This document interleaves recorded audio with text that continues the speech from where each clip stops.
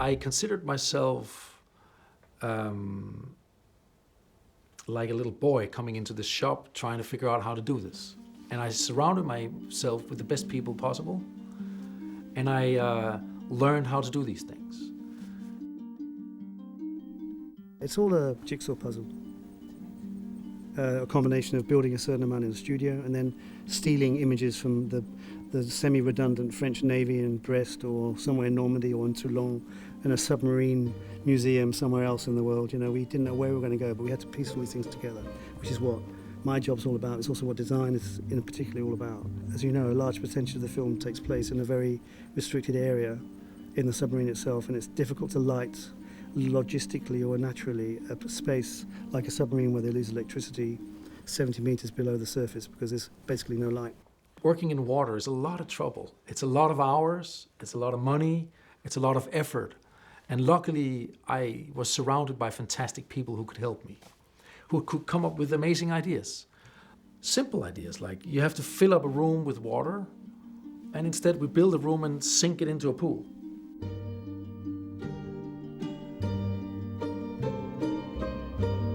All the exterior shots of the submarine are CGI built. We build sections. I've shot sections of it, which we then extend. So we build in the harbour before they leave. We build a section that's about 20 meters by 40 meters, and we have 2D or 3D sometimes sections, which we then shoot within, and then the guys extend it. That's normal. You try and shoot generically what you can real around the actors, and avoid green screens as much as you can. In my mind, it's best, and do as much in camera. But then you build up green screens and then extend the world.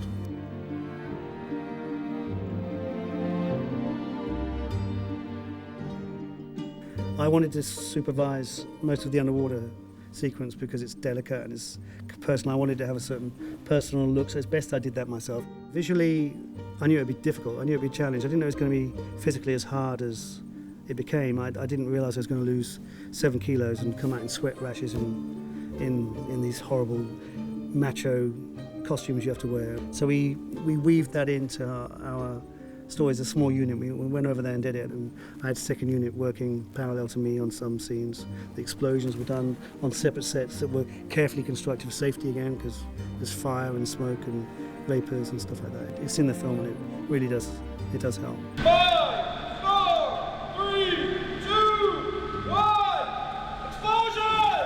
Go!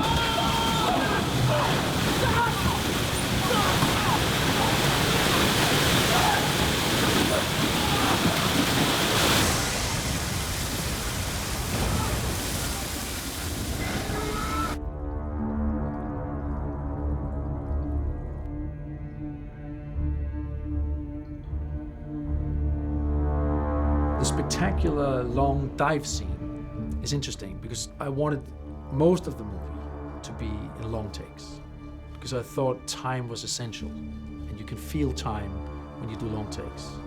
And I narrowed it down to that one moment, of that very crucial moment of not having any air and having to swim this long underwater. The underwater sequence was sensitive for me. I really loved the idea, and I loved the idea that we analysed and assessed how long an average human being can hold their breath underwater.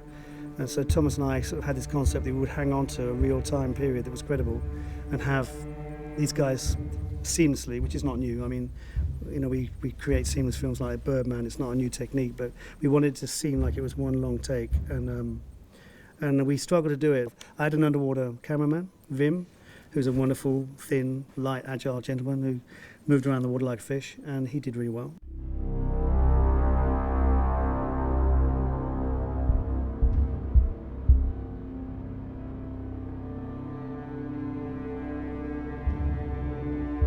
You have this incredible experience as well of understanding how sophisticated and extraordinary these things are, and the actors, I'm sure, benefited from visiting that and understanding, my God, there's a 5-floor, 3-star, maybe 2-star hotel underwater with nuclear bomb. Well.